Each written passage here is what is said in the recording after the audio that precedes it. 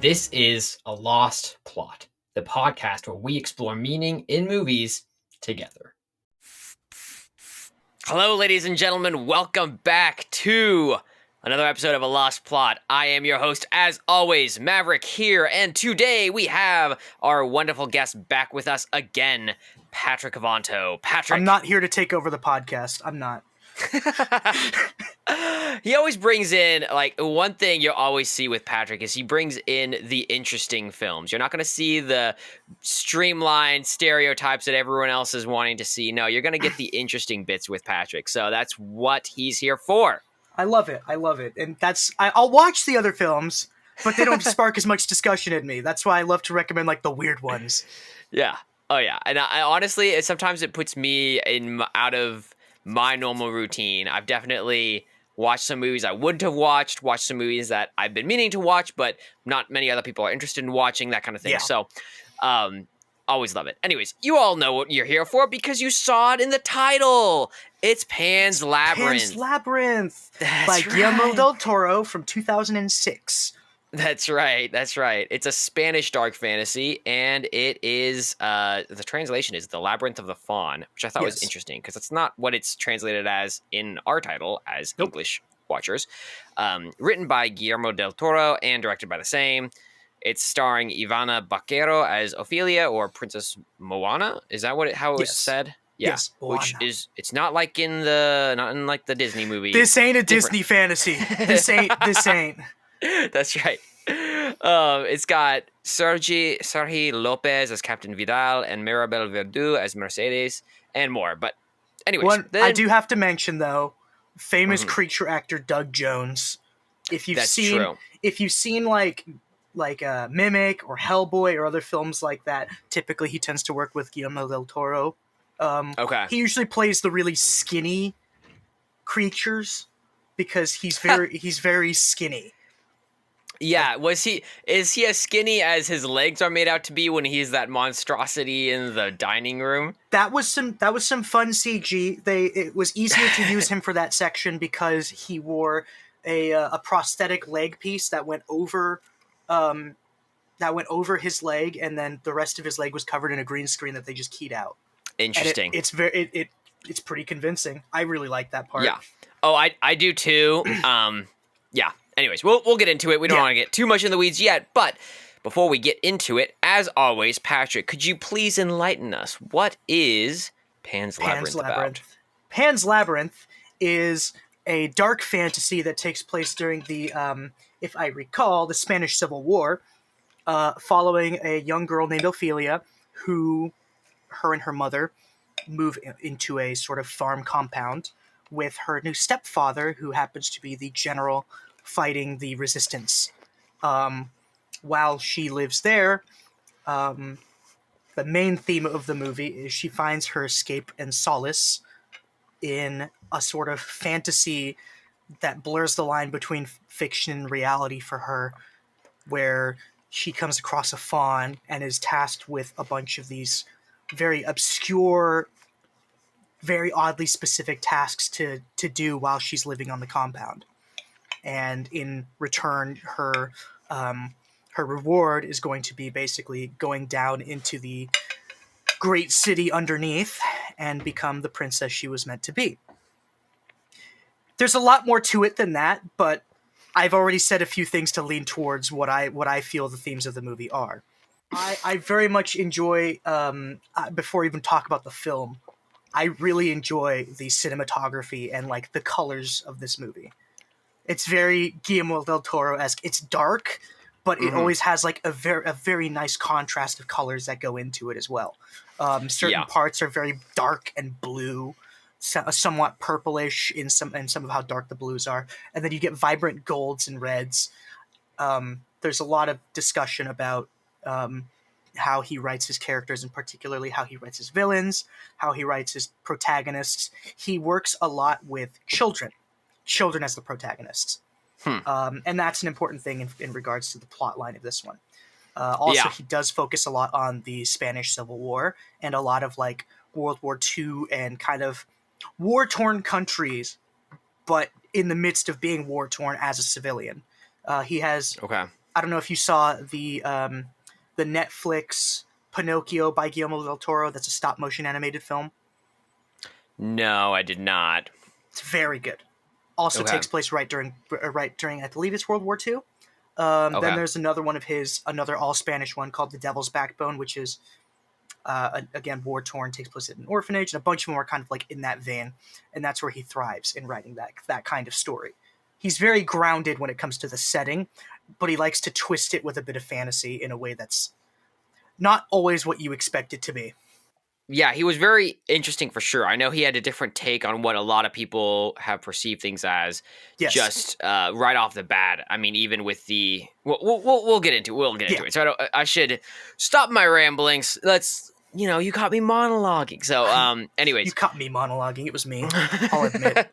the opening scene. Did you think that this opening scene was one that really caught your attention and made you want to keep watching? Oh, Yes. wait. Before we get into that, what am I doing? The review. Okay, what did you give this movie on the 9-point rating system? On the rating scale, it pumped out an 8.75.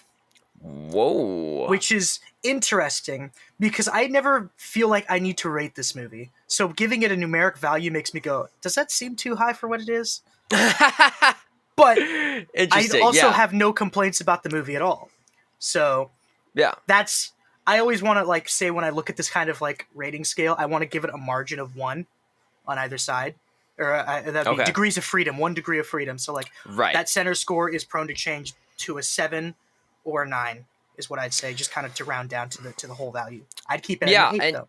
That's actually a good perspective to take. I found that even in these discussions, normally when I'm having a discussion with someone, at most I see it go down by a full point rating system or go up by a full point rating system based on the conversations and somebody pointing out something I didn't see before. But overall, it's decently close to where I originally rated. So that's probably one of the merits of the system. Oh, yeah, for sure. Yeah. How low did you score it? You are like, I know you got it lower. I know what it's like, man. Part of my rating also happens because I've watched this movie so many times. The questions on your scale always have a bit more of a complex answer for me, which is why it tends to not really lay in the medium. And like it's okay versus the bad versus the high. It's either low or high because I've seen it for long enough to have formed very strong opinions about things. Which, sorry. No, that's good. We love strong opinions on this podcast. Oh yeah. I gave it a 6.15. So yeah. Yes. So it's. That for me is like, this is a solid movie. I definitely enjoyed watching it. Would watch it again. Yeah. But I will say for this one, there were multiple times where I put down a rating, put down a thought, and said, I am very open to being convinced differently on this. Yeah. Just because there was some very interesting concepts, ideas presented. It's really it's something else in some ways. Yeah, it's definitely not your normal movie for sure. So if you haven't watched it, definitely, if this gives you any inkling, give it a try. And do then yourself come back a service and watch it, but also realize that it does get pretty brutal. There are some points that are very brutal in this movie, and that's Guillermo Del Toro. That's what he does. It's not often, but when it does happen, it hits hard. Also, another fun fact that I found out while I was looking into this movie was that Guillermo del Toro actually wrote the subtitles for this movie because previous movies had done the subtitles, in his opinion, poorly, so he wanted to make sure it was translated correctly for the English audience. So what you see is what you get, and what we got was Pan's Labyrinth. So, the opener. Now we can talk about the opener. What did you think of that opener? The way I wrote it, it is classic storybook. It's a storybook opener. It starts off the way telling you that we're already dealing with fantasy. We already know it's Pan's Labyrinth.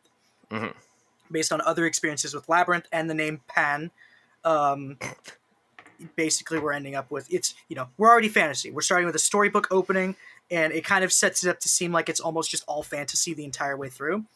And then it goes through kind of telling the story of the Princess Moana as she escapes her captors and goes up into the normal world. And then we transition into not fantasy, very grim. They're in a convoy heading to the compound, and all fantasy is gone from that point for a while. And then we meet Ofelia, who, by rule of the match cut, is Princess Moana. But we don't know how that works yet. She's with her mother, and the opening, I'd say the opening basically ends after they meet the stepdad, the general. Yeah, that's probably fair. So we get all of these character introductions. We meet her mom, who's pregnant, and then we meet some of the staff that are working there, and then we meet the general, who her mom has married, presumably more out of the opportunity than out of love, is what I kind of garner from that. Yeah, for the protection. And you kind of get that impression too later on when she's basically like, "Can we leave Hero? Why did you marry him?" and all this kind of stuff. And she's and the mom is more or less like, "You wouldn't understand, but there's other priorities when you get older," kind of thing going on. Just briefly, you talked about the Pan's Labyrinth, saying it was. Were you thinking of when? Were you saying Peter Pan? Is that like the connection in Pan? Okay, I'm curious what the. I'm curious about the name Pan. I'm trying to remember. Pan is from a very specific mythology, if I recall. Pan is a Greek god of shepherds, hunters, and the wilds of nature. Interesting. Okay, I should have known that. I don't know why I didn't know that. So if you're able to at any point, you Google Pan and you go to images, and you'll be like, oh, that's who it's supposed to be. Okay. It's a faun. It is Greek, like... Yes. It's Greek mythology of Pan being a faun. Ergo, he's kind of like the god of nature type stuff. And is that who's supposed to be represented in this movie as the faun? Yes, it is. Kind of a twist on it, only because he's not quite treated like a god in this movie. Right. He's more of like a middleman between the two realms. Yeah, he's an interesting character. Yes. I did think the opener was pretty solid. It was, especially when it starts off with the daughter, Ofelia, going up to that little Norse or like the old Celtic statue thing kind of with statue the eye missing, and she puts it in. And the bug comes out. Yeah. The bug, air quotes. Yeah. For those that are listening. It's like a stick bug or a praying mantis or something. It's like some weirdly intelligent stick bug. Yeah. And can fly. And that's our first thing, our first little hint at blurring lines between fiction and reality. Yeah. Because that, you can tell from the start, serves to be one of the fairies. Yeah. But it's a bug. So what is it actually? And who's to discern what is real and what isn't when we start getting to those points? Right. Oh, interesting. That's a good point. I actually that has implications for later on. Yes, it does. I didn't think about that. I'm just going to say one word as a spoiler for where I want that to go. Mandrake. Yeah, it's an interesting... So anyways, the opener was good. I think it establishes the world pretty well. Everything you said is absolutely right. I'm really curious about your thoughts on Ofelia, especially as a main character. Is she have a compelling flaw or something missing in her life that drives her as a character forward very strongly in this movie? So this is where things get a little complex, and having an education in developmental psychology kind of makes this a little more of a pain in the butt to address from a filmmaker's perspective. One, I'm not a filmmaker, so we're just going to start with that. Second, she's a child. That inherently comes with a bunch of character flaws that you work through as you mature. And this movie is about her maturing and making some mature decisions, among certain other issues she's working with. But she reacts selfishly. She doesn't understand some of the complexities of the situations she's in. She's flawed because she's young and inexperienced. She's flawed because she's a child. That's the main issue there. She's flawed because she's a selfish child. That's it.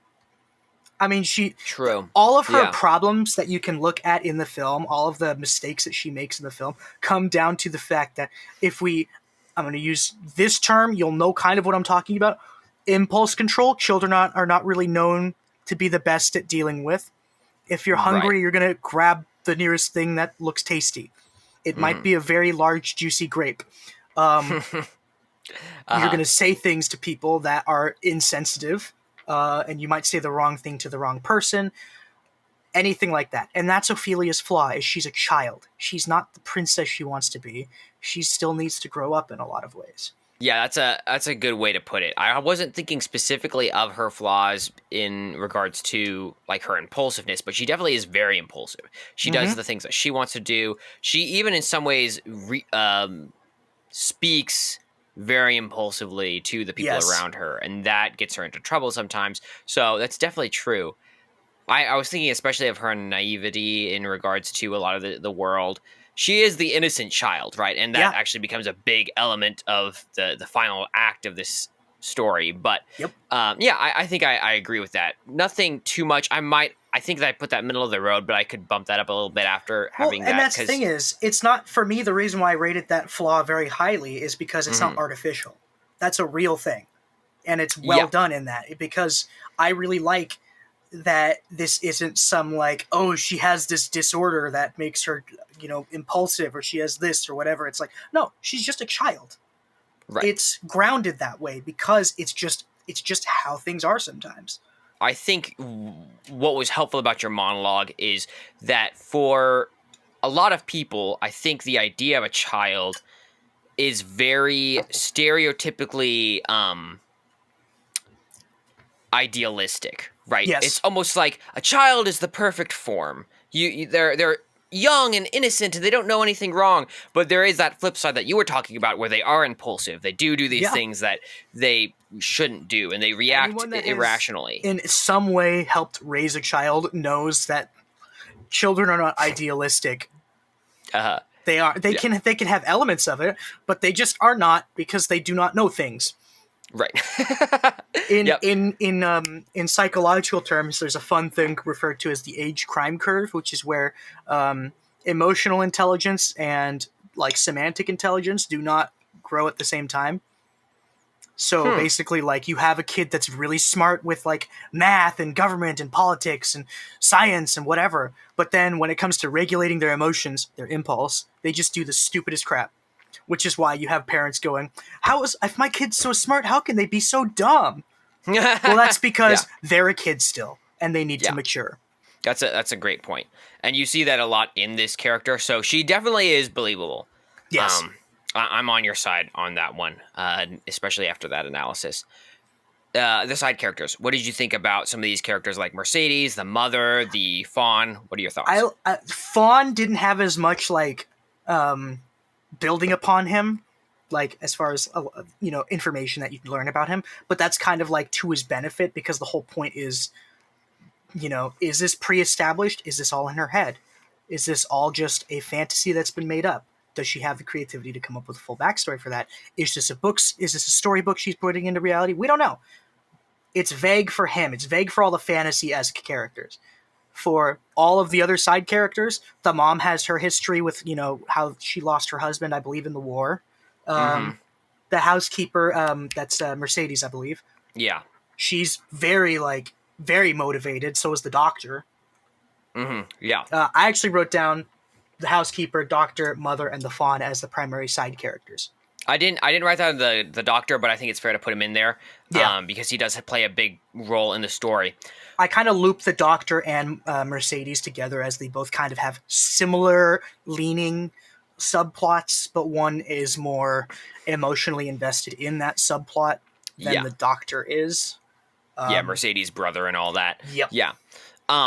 This I'm not sure where this fits in, but I'm really curious about this. So, and I think it really affects my rating. So I'm curious on your thoughts. Yeah. This movie has two very separate arcs going on at the same time. And at the end they come together. But in the middle, they're kind of back and forth. And they interact some, but for the most part, they're very separate. Which one would you say is the A plot, the primary plot, and which would you say is the B plot? That depends on whether or not I believe it to be actually happening or not.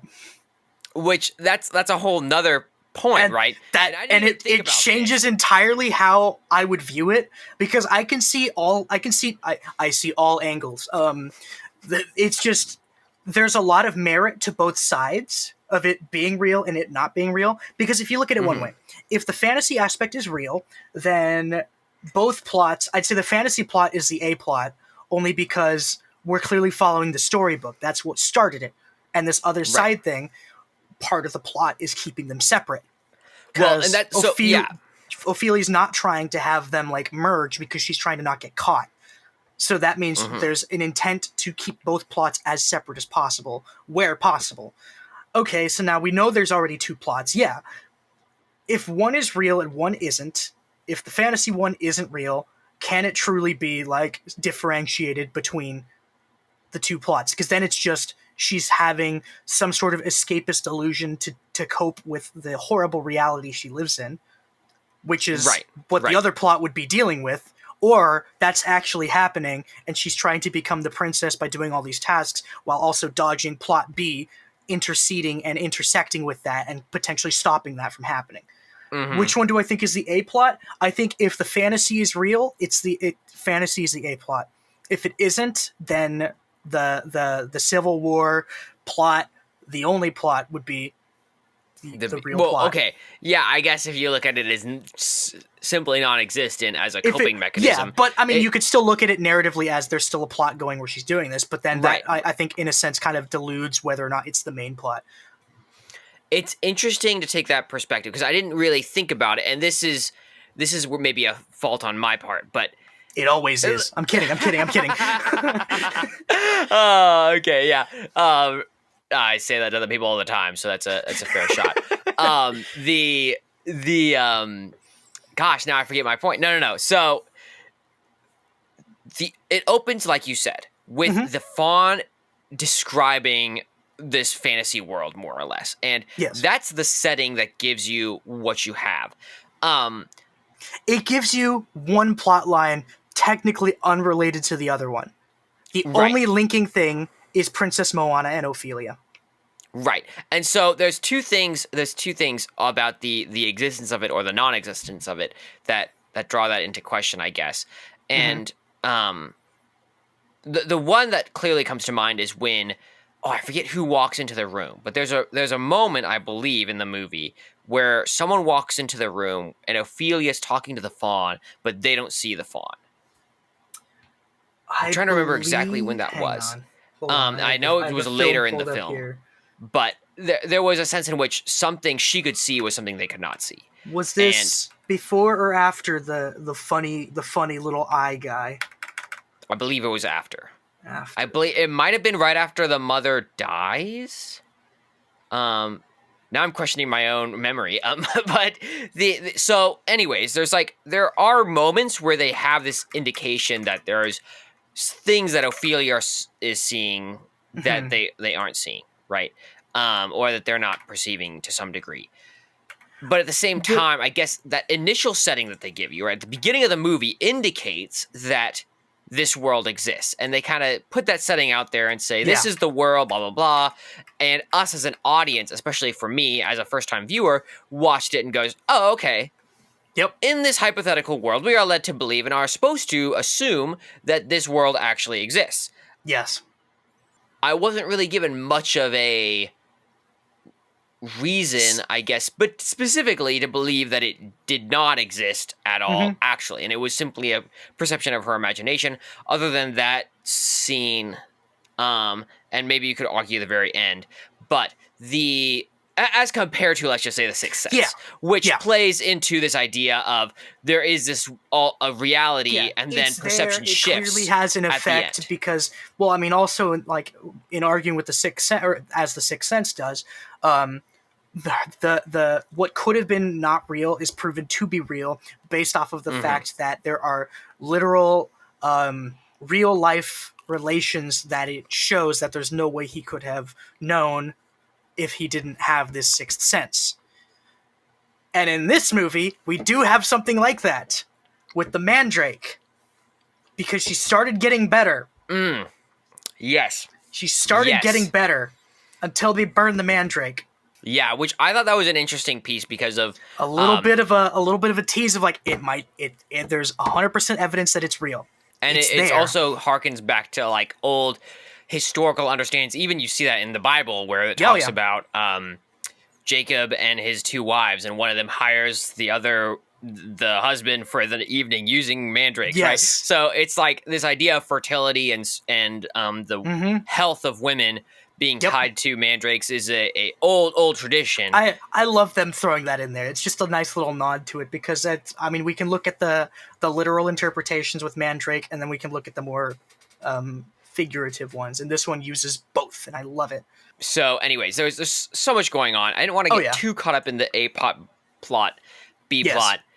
Suffice it to say, Patrick did not answer my question, which doesn't give me clarity, but I respect it because he has a nuanced view. Answer this one, and that's the thing is, I technically did, but there's two ways you can go about it, and that ultimately is in how you interpret the film to be, which I love when a film does that. Except when I'm given a hard, hey, what's the answer to this? Except for when I'm asking you this question right now. When you're asking me the question that many people are like, that doesn't work. And if I recall, Del Toro thinks it works the same way with that. But you mean like he intentionally put that in so you don't understand? So you don't know the difference. But that plays into also looking at the film from the perspective of Ofelia. So I guess my answer is that because Ofelia is our unreliable narrator, but is our narrator regardless, I'm going to say plot A, the fantasy plot, is the main plot. Sure. Ultimately, she handles plot B as a sort of bobbing and weaving through it. Right. But plot A is her escape from it. And that's her whole point of going through plot A, is to escape it. Right. Well, you get these expectations, and you see this with the side characters, and we're about to see with the villain as well, where she has these expectations more or less to give up this fantasy world, right? And the fantasy world even has a sense in which it itself is also dying, but you could say whether or not that's tied to her based on the analysis Patrick just gave is a whole other thing. But the idea is that she's being drawn out of this world that she wants to still believe is alive, and you see that in the book she's reading and all this stuff. And so can she continue to live in this world, or is she not going to, in the midst of the chaos of war going on around her? And that's one of the questions of this movie. And so it is kind of weird because in some ways she's going on her own little path, while at the same time everyone else is trying to, say, help insurrectionists or help the fascist leaders who are trying to tyrannically govern society at that time, right? So it's they're not super related, other than Ofelia coming back and trying to take care of the mother, and that's where it's related. But it's and this is the thing for me, and this is where, and we're about to get into this, but I'm just gonna say up front, the B plot for me was very compelling. I love the B plot. Very compelling.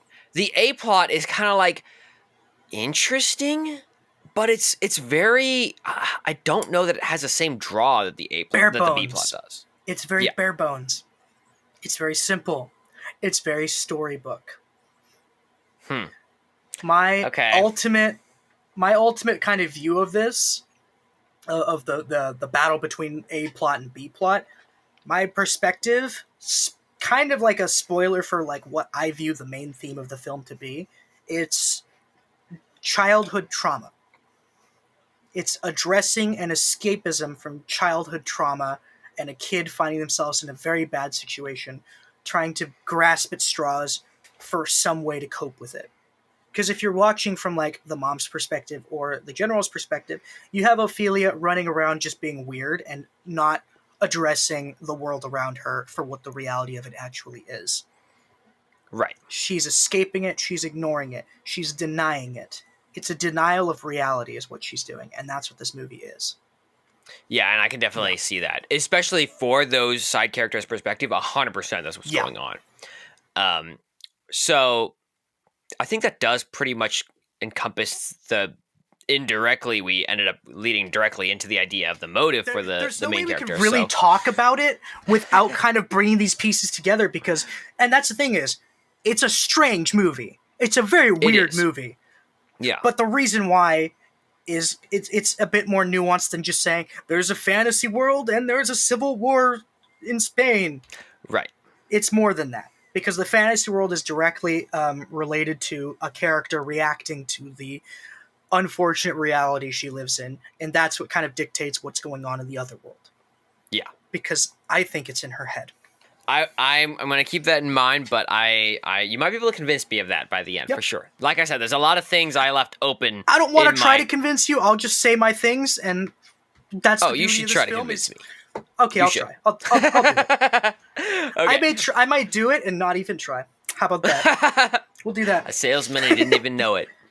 The villain. I know we talked about it just briefly, but you want to expound on these characters. I love Vidal. I hate to love him, but I also love to hate him. That's how a good villain should be. He's like, you immediately understand from the get-go when you first meet him that he's kind of a pain in the butt. He's very controlling. But you don't realize how evil he is until they catch the hunters. That was when I first saw this with my parents in 2007. I'll tell you, we weren't expecting that part. Essentially what happens is the soldiers on the compound catch these two hunters that are out in the woods, and they bring them to General Vidal, and they basically interrogate them, saying that you're bringing supplies to the insurrectionists or whatever. And they say, no, we were just hunting rabbits and squirrels. And one of the guys looks in the bag and doesn't see any rabbits and squirrels. So Vidal approaches the young man with a bottle and caves his face in with the bottle, and it shows it. Just like hitting him in the face with the bottle, and it shows it. And that's when I was like, oh boy, this is not what I was expecting at all. Yeah. Guess I'm going to keep watching. And we kept watching. Patrick's like, I'm so excited. I'm so excited for the gore. Oh my gosh. Dude, I remember silence in the room. We were like, oh, that's what we're dealing with. And that's not even the worst of it, I'd say. No. I will say, so, and I say this before on this podcast, I'm not a gore guy, right? I can't. He always says this in episodes I'm in. Anyways. Because you make me watch these movies. But this was, I completely forgot about that happening because I saw it start. I'm like, I'm not watching this, and I looked away. But there's so much of that. It's like, it's 0 to 100. Well, one thing that he does that was so interesting, and even I, not liking gore, had to acknowledge and appreciate in its own way, was how well, it's working, how he made, like, visually, how he made things occur that were just so jarring that you wouldn't forget it. Like how, for example, the way that Vidal gets hurt later in the film with the face. Like, that is so memorable that you won't forget it. And it's not even that, it's not the worst scar to get, right? Obviously, he can heal from that. But the fact is, how he got scarred is so memorable. Or, for example, how the way that the other guy gets tortured later in the movie. The fact that he's missing a finger that goes all the way down to his digit is like so strongly... It's just so well developed that you as a visual viewer are like, crap. This director, Guillermo Del Toro, uses violence in a way that isn't tasteless. It's always a thing to show how much of a monster a person is or how bad the situation is. Like the scenes of violence, like there's a shootout later up in the forest dealing with the insurrectionists. Yes. Not really the most violent thing. At least if you've watched any like war movies and stuff, it's not even as bad as that. It's only in like the up close and personal ones where you're learning how bad the person is or they're getting their just desserts. But typically it's done in a way to seem more monstrous of a character, accompanied by probably the maiming of another. And in this case, Vidal, and Guillermo del Toro always does this, is he likes to give the villains a scar or like an injury to the face.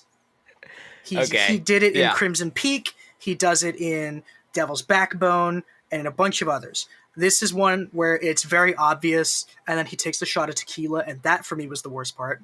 That was like, painful I didn't even to think watch. about that. Don't do that. But that was I appreciated that too, even from, and Yeah. I think this is getting into the more like nuanced kind of nerdy. Oh, I'm a film guy, I like that, you know, that kind of thing. Yeah. But it is interesting to think about. The ramifications of doing one thing and how that affects something else, right? So, Yes. like you said, he takes the shot of I guess tequila, or whatever type of alcohol that is, vodka or whatever. It's a tequila. Or a Okay. mezcal, but it doesn't matter. Anyways. So he takes the shot, and because he's been scarred in the face, it affects the cut area of the face and burns and is painful. And you see how that affects him as a person consuming the alcohol. And as the visual person, you watch and you go, "Oh crap! Like that just looks so painful." And then I guess the other thing to kind of literally be the final nail in the coffin for Vidal, both of his major injuries were where? On the face. True. Yes. Yeah. I was trying to think of the other one, but I got that. Yeah. We'll get the to major that. injury. Yeah, we'll get to that later. It's a major injury. It qualifies. No, I'd agree. I think that one other thing notable about him is it wasn't that he was just a stock villain. And this is where he brought in, it wasn't that, he just does evil things. And at first, I almost thought he was going to be one of those villains. But then you get some of these more nuanced areas where he goes, I want to preserve a lineage. And there's some level of pride in his progeny and who he's trying to be and what he's leading and his mission to defeat this resistance and the people who are fighting against him. That almost all costs. Yeah, literally no matter what. And there's, I think there's even a discussion about that obedience to a certain degree. I don't remember how much of it was. I forget if that was with Ofelia or if that was with Mercedes. I believe it was with Mercedes. Okay. And that was because he was suspecting something of the doctor at the time. And he was like kind of questioning her obedience and whatever. The other thing too was he's not about senseless violence. The reason he killed the dude with the bottle was because he perceived them to be deceiving him. Because what I said earlier was that the guy that searched the bag didn't see the animals. So that meant he's lying, which gives Vidal a reason to believe that he's working with the resistance. So he kills the guy. And then Vidal goes through the bag and finds that there were rabbits in the bag. And he can't take that back now, so... And he's not remorseful, but he does say, like, hey, you messed up. This shouldn't have happened. Yeah. You know, what's going on here? Come on. Yeah. You know, that exactly. kind of thing. So, yeah, that's very true. Anyways, don't want to dwell too much on him. I just thought I'd appreciate that little note. I love to dwell on him. Anyways, let's not. Vidal, I find compelling. Just straight up, I find Vidal very compelling. You did mention themes. I don't want to dwell too much on that unless you want... If you think it's worth expounding on, otherwise we can talk about it in messages later on. We can eventually talk about it in messages later, but I guess the main theme that I've seen throughout all of my different walkthroughs of this film is like a child coping with war. Yeah. So it's escapism. The fantasy is an escape. Well, and that's interesting because I hadn't, like I said before, I hadn't really thought about the aspect of that fantasy world not existing at all, right? Yeah. And so with the assumption of it existing, I still think it has strong themes of like belonging. It can go either way. And I just, personally, I find, and that's probably because I'm more primed to think about it in a psychological way because of who I am as a human being. Sure. I find that the coping, and maybe there's nuance to say that it can go both ways, but I find that the coping itself makes the fantasy seem more like it is just a fantasy as opposed to an alternate reality colliding with the current reality they're in. But there's still room to say that that's the case. The thing that I really like about this movie is it doesn't give you a 100% answer, so there's always a blend. And I like that because whenever I watch it, I can be like, all right, I want to see if I notice anything else. And sometimes I do, sometimes I don't. And that's just how this movie goes. Sometimes you forget an old fact, and then sometimes you re-remember it. Nice. Yeah. No, that's very, very true. And there is some degree, and this maybe ties more to your theme you're going with, but there's this idea of innocence or the childhood innocence that's going on here. And I thought that was definitely a very strong theme with how everything played out. So look at the way adults cope versus children coping. Children tend to create something that's fantasy-esque. It's fictional. It's not real. It's more innocent. It's more laced with a kind of innocence, childlike innocence, versus adult coping mechanisms are usually more self-destructive, or they just turn to things like dark humor and things like that. People that work in very traumatizing fields will go to dark humor as their go-to coping mechanism. Children don't have that. They go with what is something that makes them happy. And in this case, she reads fiction. She reads fantasy stories. So it influences her coping mechanism. What did you think about the heightened tension of the movie? Was the movie consistently putting the hero in a worse situation as it progressed? Oh, yeah. And it's like, she doesn't realize it sometimes up until it's already reached a point of being pretty bad. Key point would be when, spoilers, her mom dies giving birth to her child. Right. To Vidal's child. That means that Ofelia has technically no familial ties to Vidal anymore. Right. And she looks at that as like a form of escape, which means that she's stuck in this situation with nobody that cares for her, that she's aware of, except Mercedes. So I'd say that's getting pretty bad. Your mom just died. You're stuck with a horrendous stepfather in the middle of a war-torn country, and it's getting worse. You've messed up your task. You ate the berries, or you ate the grapes, and things went sour. So I'm gonna push back, but go for it. Definitely go with. I'm curious to hear your thoughts. Anyways, yeah, I think the B plot is fantastic, absolutely fantastic, with pushing the tension. Things are always getting worse. Somebody's leg gets sawed off. People are getting captured and then tortured, and people are getting closer to being caught. Yeah, I actually forgot about that. I also did not watch that. They didn't show it. Yeah, as you can see, I look away a couple times when I watch films. So yeah, B plot super good at building up the tension. Super good with especially the villain, who's very compelling, that drives this part of the story forward. Yes. I think the A plot was where I kind of got lost, and that was specifically because so she has 3 trials that she goes through to become Princess Moana. The first one was kind of a Was the first one the frog? I forget. The frog, yeah. Yeah. So the frog was like it was interesting. It was odd. She gets the dress dirty.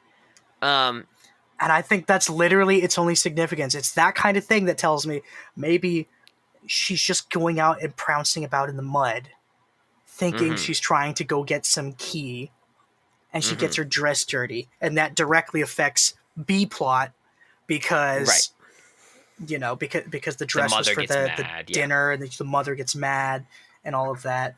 All of the and that's the thing is, A plot and B plot are technically separate things. All of the events that happen are separate from B plot. But everything that happens in A plot affects something in B plot in some way. So, okay, definitely with the first section, right? The second one with the what's his name? With the weird monster, Pale Man. The Pale Man. They call it the Pale Man, which as a separate little short is terrifying, and I love it. Oh yeah, as its own. If you were to take just that section and cloister it off, it's a great short story. It's so good. Oh, yeah. It's I think that was a great example of, hey, it was a little odd, but also explainable because she's a child, that he goes, hey, by the way, don't eat any of the food at the table. This is a big deal. And then she eats the food at the table, and you go, okay, you're stupid. But then you also go, well, she's a child. She's a child, and she's literally in war-torn Spain. Right. You think she's going to, not want to eat a grape? She doesn't know what's going to happen. Yeah, and that's the thing, is we as audience are doing the horror movie, like, what are you doing? You stupid. Yeah. Don't do that. But I can say, also, when you look at that grape, that's a juicy-looking grape. I don't know where they got the props for this, where they got the grape. I would have eaten that grape. That was a really good-looking grape, and you can tell by the bite, it was the best grape. It was not the best situation after, but it was the best grape. Of course. No, but they got the pale man, sitting at the table with his hands on the table and the two eyeballs on the plate in front of him, right? Yeah. And he's just sitting there doing nothing until she eats the grape. And when she eats the grape, this guy takes the eyeballs, puts them in his hands, which are the things that hold the eyeballs. He's got the eye holes in his hands. Yeah, the sockets in the hands, and then he holds them up to see out. It's such a it's just a little off, right? So it's a normal creative. person, but he's pale. He's got the red fingertips. He's got the eyes sockets in the hands. It's just that little bit that is very disturbing from a visual perspective. And you go, "Oh crap, here we go." Oh Lord, he coming. Yeah, exactly. That was a great. You want to know scene. how that links into B plot? Well, I am this curious. Is the thing. The reason why, like, this is one of those where, one, I love the set and everything, and how all that goes through. But this is one of those that contributes more to the ambiguity of it, because what does she get from there? What does she take from that place? Like the knife. Is it a knife or scissors? I wasn't sure which one it was. It looked like it was a knife. Okay, it's the knife she has to use, I believe, to cut herself to feed the mandrake her blood, which then directly affects her mom's health. I thought she bit her hand to do that. I thought she cut it. Hold on, I'm going to fact verify because I have it open on the other screen because that's what I do. It definitely had to do with the end of the movie, for sure. It did, and yes. So it's not like it doesn't have relevance, but it was because and you start to see how it all plays into each other. That's what I assumed, was that it had relevance for the ending of the story. Bite. You're correct. She did bite. So it's still relevant, but it doesn't have a direct consequence technically, but also, which makes you wonder because I believe she's carrying the knife at the end of the movie, right? Mm-hmm. So if the fantasy thing didn't happen, how did she get the knife? Well, is she carrying it at the? That's a good question. Let's fact verify. Because she gives it to the fawn, but maybe she gets it back at the end. That's right. She gave it to the fawn. So, again, promoting ambiguity. Yeah, it is interesting. And you do see, to be clear, and this doesn't confirm that it's real or not, but you do see the chalk on the wall where she makes the wall that she pushes through and then finds this fantasy world where all this stuff occurs. For you listening, if you haven't seen this movie before, you're just listening to all this dialogue, you're like, what are you guys talking about? It's a very weird film, right? Yes. But there is a lot of it makes sense when you watch it. It makes more sense when you watch it. The ambiguity we're talking about comes down to just like a further, more in-depth analysis. If you watch the film wanting to be entertained, it's a pretty entertaining film. Right. It's a very bittersweet film, but it's a very entertaining film. And it makes sense if you're just watching it to watch it. Yeah. So don't let conjecture scare that away.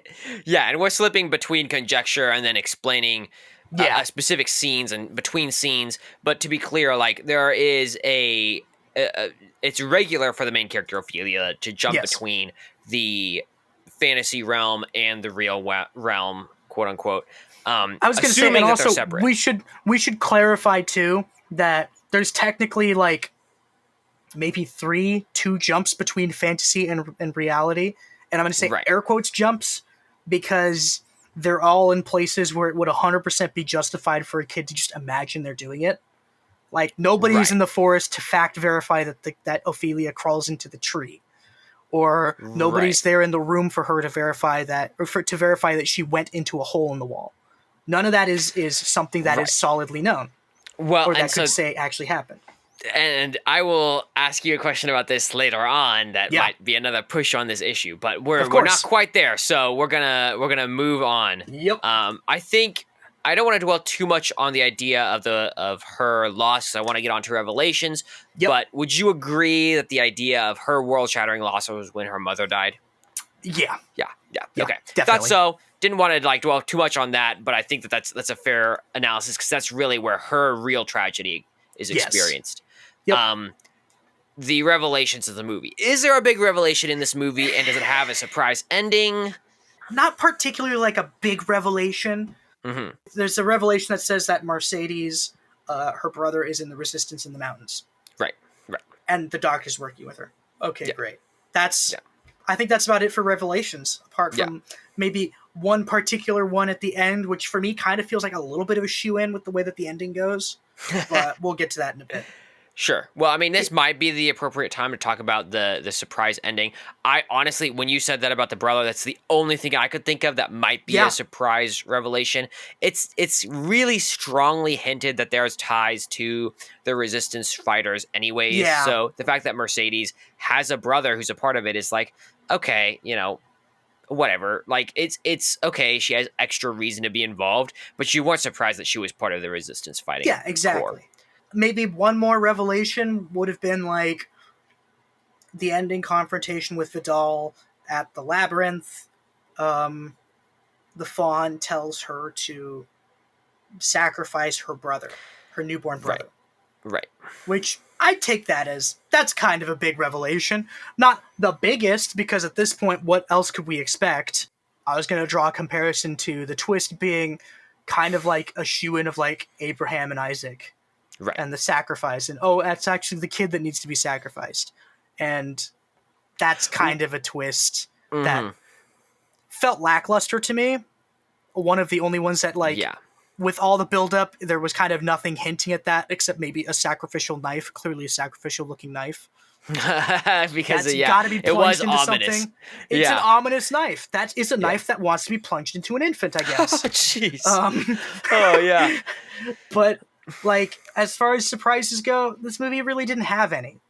Yeah, and that's, like, I say this all the time, saying it again, I think revelations of unique surprise endings, that's one of the hardest things to do. Yeah. It's not required for a great story. Yeah. If they do, kudos to them, that kind of thing, but it's not required. That's just whether they put them on the upper tier of films that are out there. And I think, in particular with this one, because this movie is a pretty straightforward movie anyways, as far as, like, the plot goes, it's literally got a storybook opening. We know how the storybook is supposed to go. Yeah, there's going to be some more tragedy to it, but ultimately, like, the general plot line is going to be very straightforward. There's not going to be a lot of room for surprises because it's already working with putting a twist on a very formulaic kind of thing. Right. Well, and I think the twist is supposed to be that by sacrificing herself, you see that she actually fulfills the obligation of the innocent child that needs to be sacrificed, right? Yep.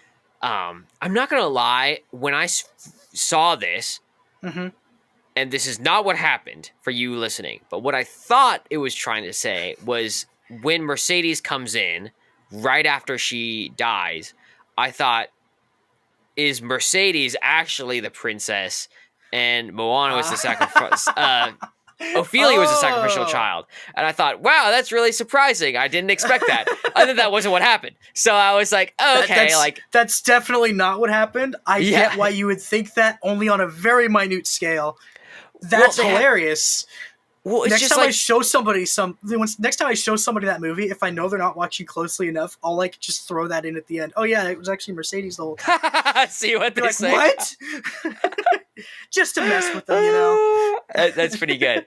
Because here's the thing, they have like little hints that she's raised in the same way that Ophelia is. And she has a lot of similar touch points to Ophelia, and so you get the sense in which, like, oh, maybe it is the same thing. It's just she's, because Ophelia is painted as this innocent little child, and so to have her be the true child sacrifice that's depicted in the statue underneath the moonlight is not that much of a stretch. So I should also address that child sacrifice isn't a normal theme in movies that I watch, and it was just kind of tacked on at the end too by the Fawn, because Ophelia makes it into the labyrinth with her brother during the last portion of the movie, and then that's thrown at her.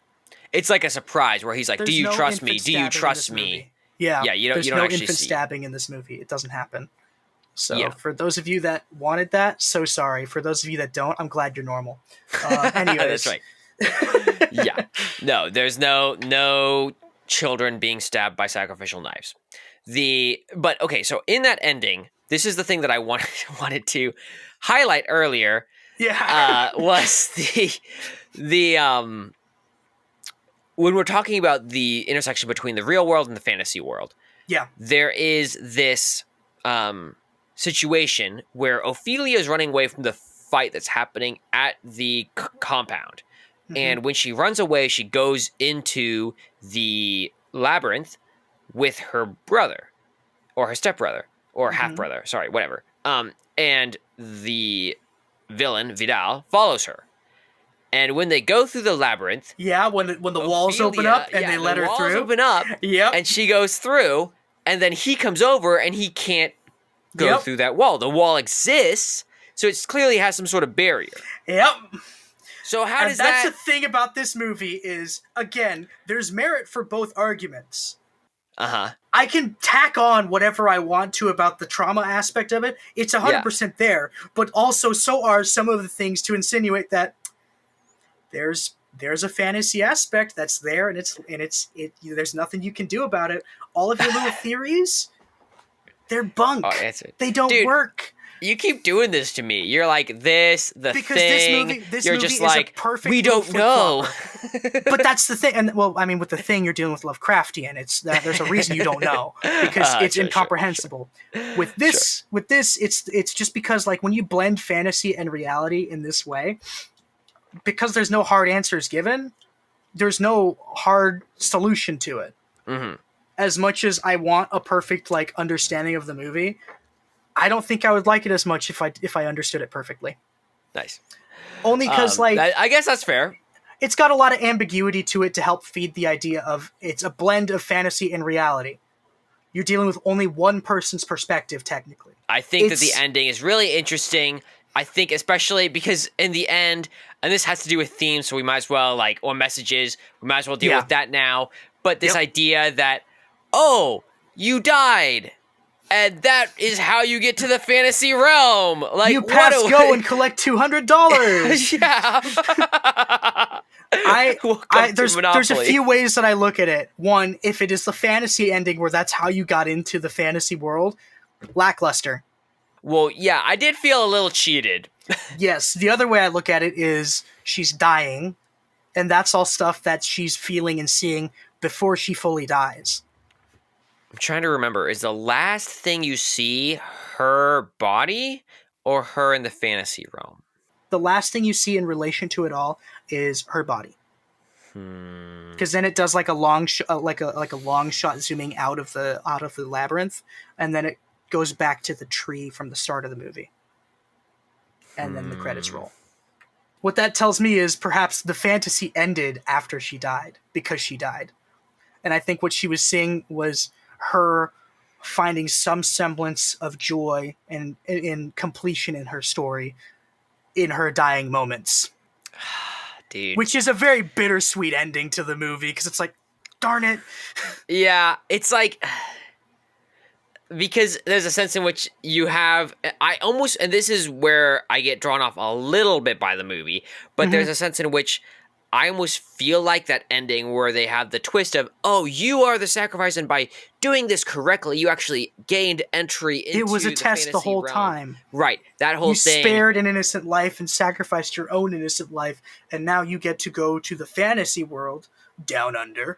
Which almost, okay, that's actually a point, because it is down under, and she's considered, the daughter of the underworld, which indicates, if anything, that there is already this initial tie to death.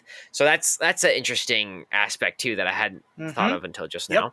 Her whole goal in this movie, the way I've always seen it, is the story is her telling it to herself, because she's able to, and of course there's always going to be exceptions because of the way they film this movie and the way that it's organized, but the general thing is that the whole point is her becoming a better person as much as she can, committing more selfless acts, first starting off by doing selfish acts.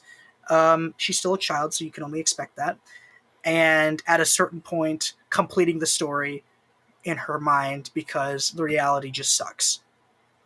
She gets shot by her stepdad, the general, and she dies on the ground there.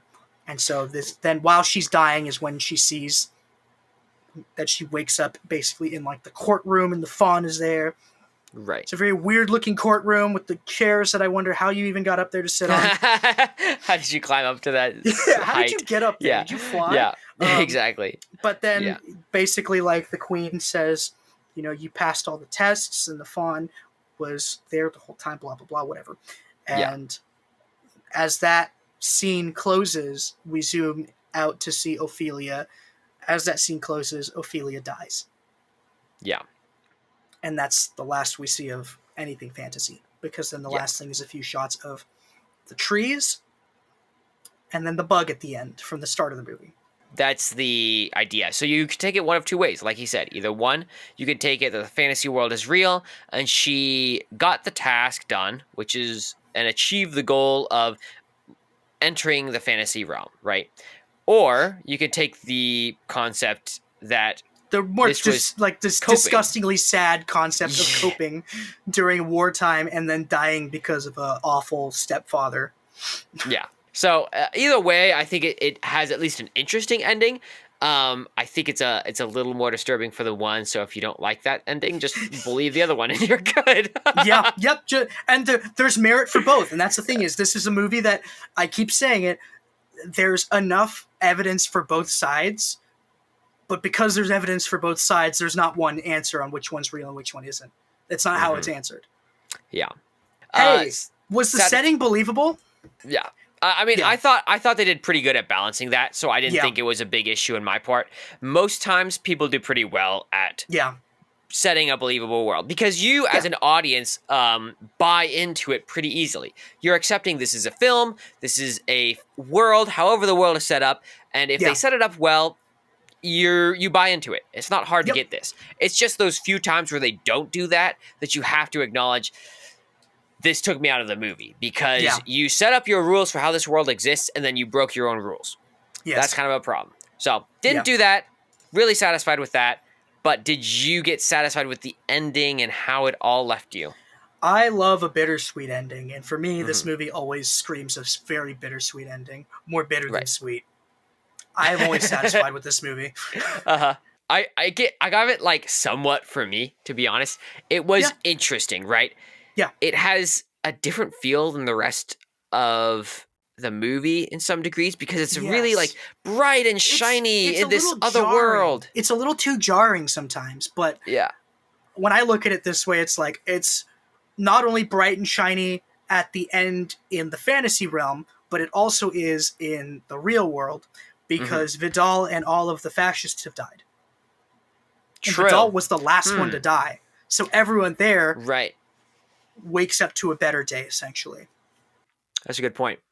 I mean, this doesn't complete the A plot, but it definitely gives extra satisfaction to the B plot. Yeah.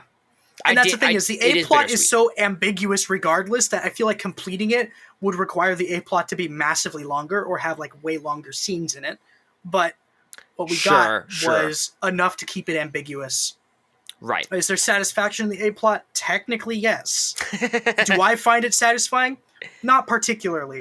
But when I look at it in the way of like the combination of A and B working together to build the themes that I was talking about earlier with trauma and coping, wartime and children, I think it's a satisfying ending. It's sad because of how it ends for Ofelia, but that's a reality.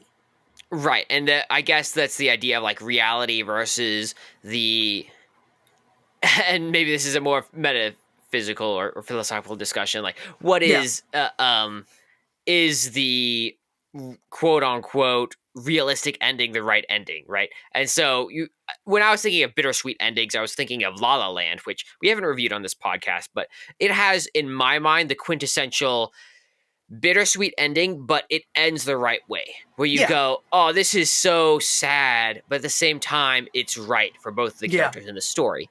And I think that in this one you get some of that bittersweet, but you also get the like, is this the right ending for these characters?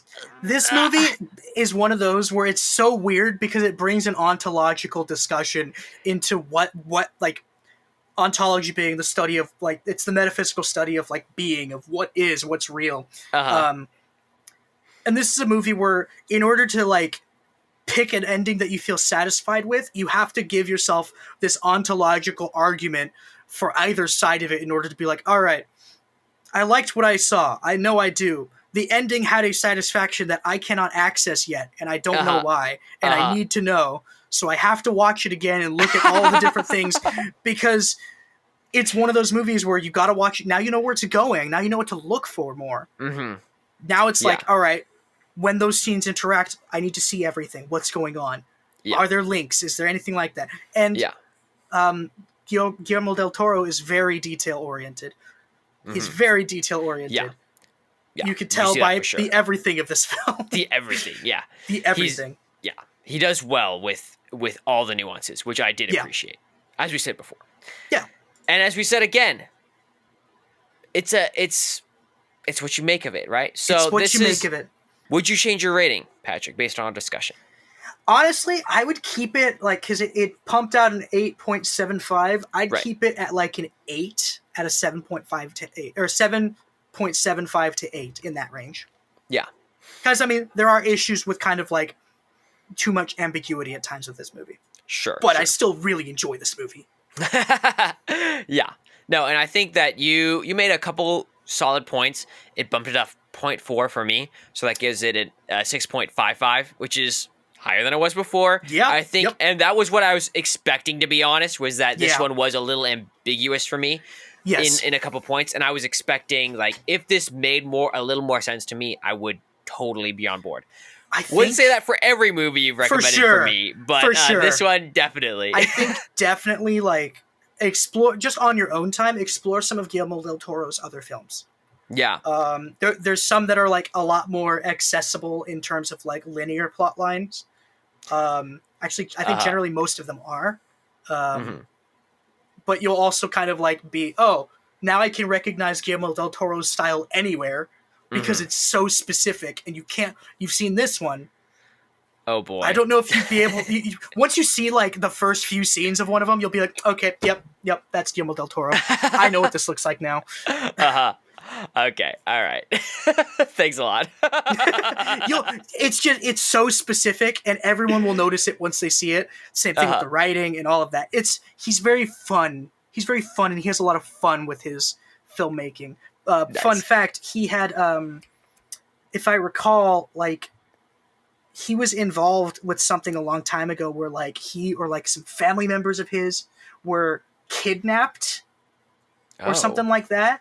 And if I recall, he is friends with James Cameron. And James Cameron essentially like paid off the people that had like kidnapped his family, and he rescued Guillermo del Toro's family or something like that. Wow, that's crazy. So he has a lot of messed up past stuff that he just throws into his movies that you're like, yep, that's Toro. That's Del Toro. I love it. Yeah. Well, and that gives a whole new perspective to that, I'm sure, for him as a creator of stories himself. Oh yeah.